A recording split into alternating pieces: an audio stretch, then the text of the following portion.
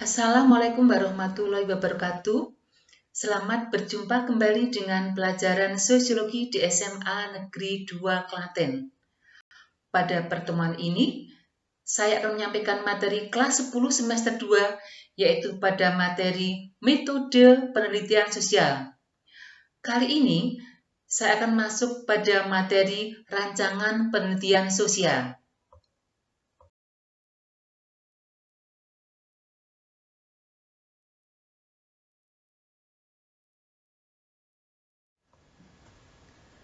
Kalau kita mempelajari tentang rancangan penelitian sosial, berarti pada pertemuan ini kita akan mempelajari langkah-langkah atau tahapan-tahapan dalam kegiatan penelitian.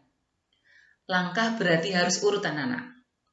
Langkah yang pertama adalah menentukan masalah atau topik penelitian. Langkah yang kedua, studi pendahuluan. Yang ketiga, perumusan latar belakang masalah penelitian. Langkah yang keempat adalah merumuskan asumsi, anggapan dasar atau hipotesa.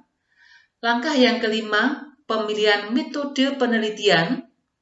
Langkah yang keenam, menentukan variabel dan sumber data. Yang ketujuh, menentukan instrumen atau alat penelitian. Yang kedelapan, mengumpulkan data penelitian. Yang kesembilan, pengolahan atau analisis data penelitian. Sedangkan langkah yang ke-10 adalah menyusun laporan penelitian.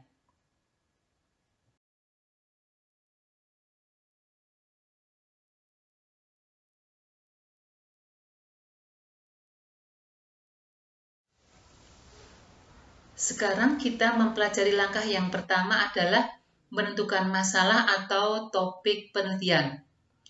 Untuk bisa membuat topik yang menarik atau topik yang baik, di sini ada kriteria atau syaratnya, anak-anak. Yang pertama, topik atau masalah penelitian harus menarik dan perlu untuk diteliti. Yang kedua, data dapat diperoleh. Yang ketiga, hasil penelitian itu bermanfaat. Yang keempat, topik diangkat merupakan sesuatu yang baru, yang belum pernah diteliti orang lain misalnya. Yang kelima, peneliti mempunyai kesanggupan untuk meneliti, menguasai metode penelitian, kemudian tersedianya alat dan perlengkapan, serta biaya, waktu, dan tenaga. Sekarang kita contohkan topik-topik yang menarik misalnya. Sekarang baru marak misalnya tentang COVID-19, pembelajaran jarak jauh atau daring misalnya. Kemudian kesehatan remaja, motivasi belajar, prestasi belajar, tentang kesehatan. Nah, ini atau pola hidup yang sehat. Ini topik-topik yang bisa kita ambil, anak-anak.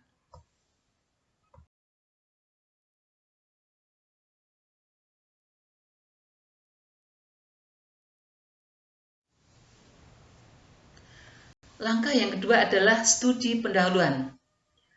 Guna studi pendahuluan dalam penelitian adalah yang pertama, peneliti tidak mengulangi hasil penelitian orang lain. Yang kedua, mengetahui dengan pasti apa yang akan diteliti. Yang ketiga, mengetahui di mana atau dari siapa informasi dapat diperoleh. Yang keempat, memahami bagaimana cara atau teknik memperoleh data. Yang kelima, dapat menentukan metode yang tepat. Yang terakhir, dapat memahami bagaimana cara menarik kesimpulan dan cara memanfaatkan hasil penelitian.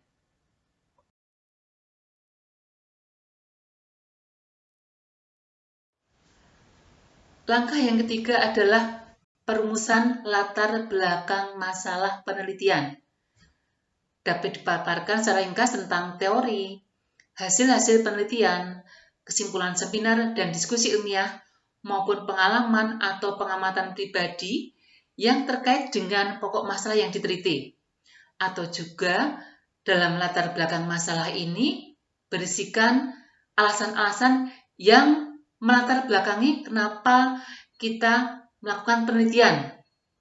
Kemudian, biasanya setelah kita membuat Latar belakang masalah penelitian, kita membuat sebuah rumusan masalah penelitian.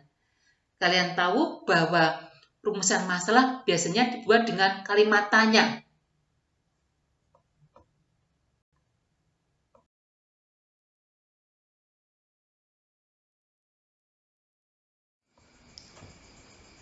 Langkah yang keempat yaitu merumuskan asumsi, anggapan dasar, dan hipotesis. Anggapan dasar adalah sesuatu yang diyakini kebenarannya oleh peneliti yang berfungsi sebagai tempat berpijak dalam melaksanakan penelitian. Sedangkan hipotesis adalah jawaban sementara dari suatu penelitian yang harus diuji kebenarannya dengan jalan riset. Sebagai contoh misalnya, pada tahap yang ketiga tadi, telah kita membuat latar belakang masalah, kemudian kita membuat rumusan masalah. Misalnya, apakah ada hubungan antara motivasi belajar siswa pada pembelajaran daring dengan prestasi hasil belajar bidang studi sosiologi? Kemudian kita mencoba membuat hipotesis atau jawaban misalnya. Ada hubungan antara motivasi belajar siswa pada pembelajaran daring dengan prestasi hasil belajar bidang studi sosiologi. Jadi, ada hubungan antara motivasi dengan prestasi. Kemudian, baru kita uji kebenarannya apakah benar. Adakah hubungan antara motivasi dengan prestasi?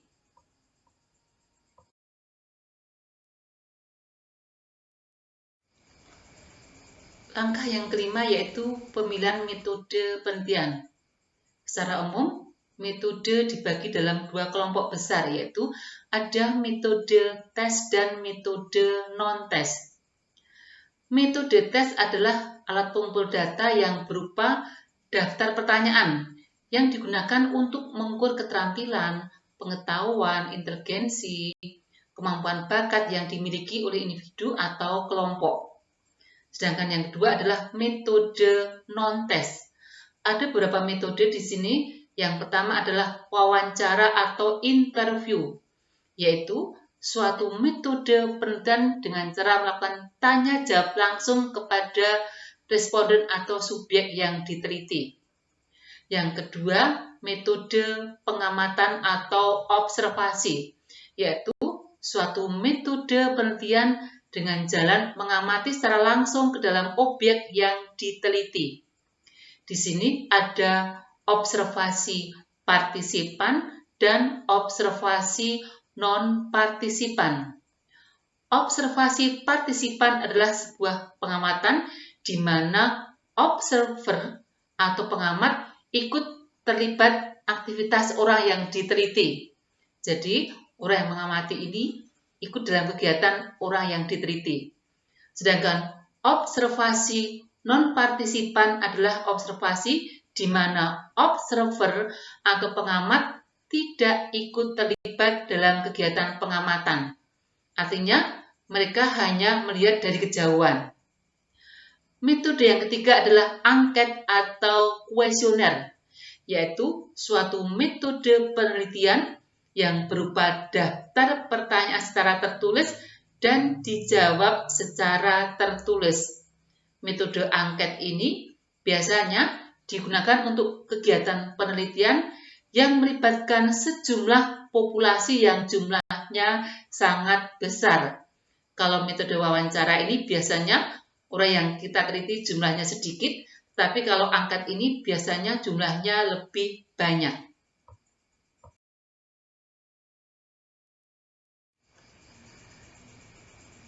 Metode yang keempat adalah dokumentasi.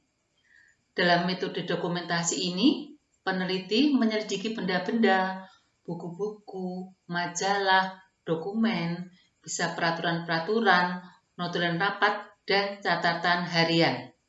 Sedangkan metode yang kelima adalah studi kepustakaan atau telaah literatur, merupakan suatu kegiatan penelusuran dan penelaahan literatur dapat digunakan sebagai sumber untuk mencari data sekunder. Sedangkan metode yang keenam adalah analisis isi media massa, yaitu merupakan sumber data penelitian yang diperoleh melalui media massa seperti surat kabar, majalah, tabloid, radio, atau koran.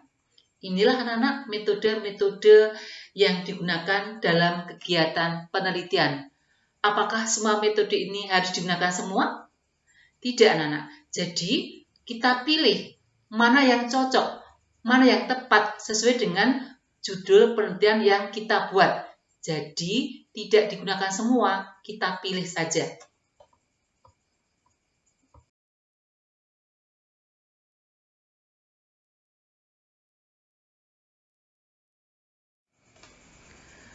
Langkah yang keenam adalah menentukan variabel dan sumber data.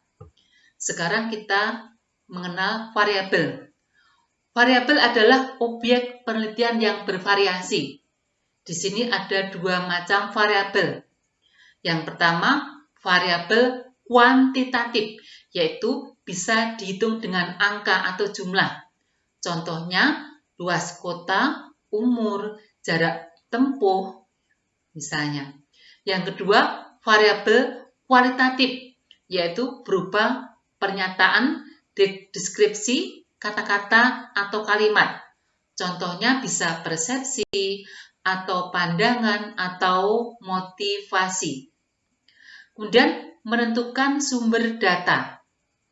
Sumber data dalam penelitian merupakan sumber subjek data yang dapat diperoleh secara langsung dari masyarakat maupun bahan-bahan sumber kepustakaan, antara lain responden atau individu yang kita teliti, kemudian benda mati, benda hidup, dan catatan. Jika cakupan penelitian cukup luas, maka kita tentukan populasi, yaitu keseluruhan yang menjadi objek penelitian. Kalau populasinya sangat besar, kita lakukan teknik penarikan sampel, yaitu jumlah populasi yang mewakili. Nanti untuk teknik penarikan sampel, anak-anak bisa kalian pelajari di modul LKS Sosiologi kalian.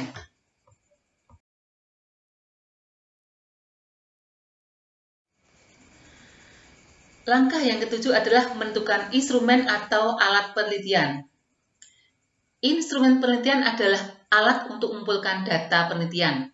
Misalnya, metode angket. Instrumennya atau alat pengumpul data berupa daftar pertanyaan tertulis. Misalnya lagi, metode wawancara. Instrumennya bisa pedoman wawancara, bisa alat perekam, bisa catatan, dan sebagainya.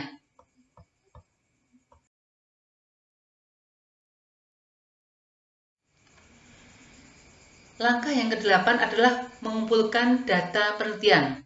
Sekarang kita mengenal macam-macam data penelitian. Dipandang dari cara memperoleh data, kita mengenal ada data primer, ada data sekunder. Data primer adalah data yang diperoleh secara langsung dari sumbernya. Misalnya, kita ingin mengetahui keadaan seluruh penduduk, maka kita langsung terjun ke masyarakat, tanya secara langsung. Yang kedua adalah data sekunder, yaitu data yang sudah dikumpulkan oleh pihak lain, jadi diperoleh secara tidak langsung.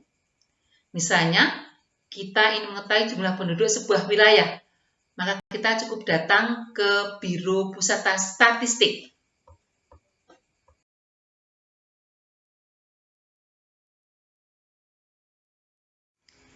Sekarang kita mempelajari data berdasarkan sifatnya atau jenisnya. Ada data kualitatif, ada data kuantitatif. Data kualitatif adalah data yang dinyatakan dalam bentuk kalimat atau uraian seperti prasasti, buku-buku, piagam, dan sebagainya. Sedangkan data kuantitatif yaitu data-data yang berwujud angka-angka. Data-data ini sangat penting dan umum digunakan dalam berbagai penelitian yang penyelesaiannya menggunakan metode statistik.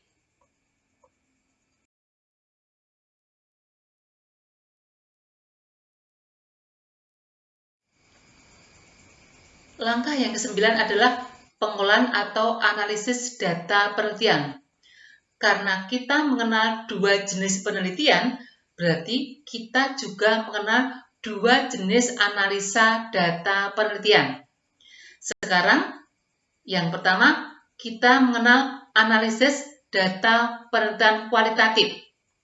Ada 3 tahap. Yang pertama, pemilihan data atau reduksi merupakan proses seleksi, pemfokusan, penyederhanaan, dan abstraksi data. Tahap yang kedua adalah penyajian data atau display, jaringan dan bagan serta gambar atau tabel. Dengan tahap yang ketiga adalah menarikan kesimpulan atau verifikasi. Itulah 3 tahapan analisa data kualitatif. Sedangkan analisis data kuantitatif ada 6 tahap, yaitu editing, yaitu mengedit atau memperbaiki data. Yang kedua, pengkodean data atau memberikan kode-kode data. Yang ketiga, tabulasi data, masukkan data dalam tabel-tabel. Yang keempat, korelasi data untuk mengetahui hubungan antar variabel. Yang kelima, analisis dan interpretasi data. Yang keenam, ada generalisasi dan kesimpulan. Itu anak-anak ada 2 jenis analisa data penelitian. Untuk lebih jelasnya, bisa kalian pelajari di buku LKS kalian.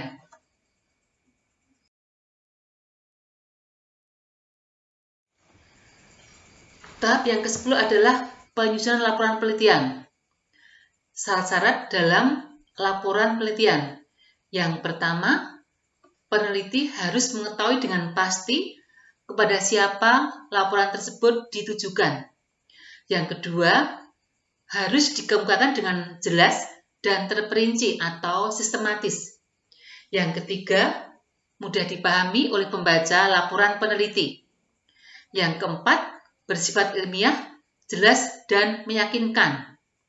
Yang kelima, menggunakan bahasa yang jelas, komunikatif, baik, dan benar. Inilah anak-anak pada tahap yang ke-10. Untuk lebih jelasnya, nanti bisa dipelajari di modul LKS kalian. Demikianlah anak-anak, kita telah mempelajari 10 tahapan dalam rancangan penelitian. Apabila dalam penyajian materi ini ada yang tidak jelas, nanti bisa ditanyakan di grup kelas sosiologi. Akhir kata, wassalamualaikum warahmatullahi wabarakatuh.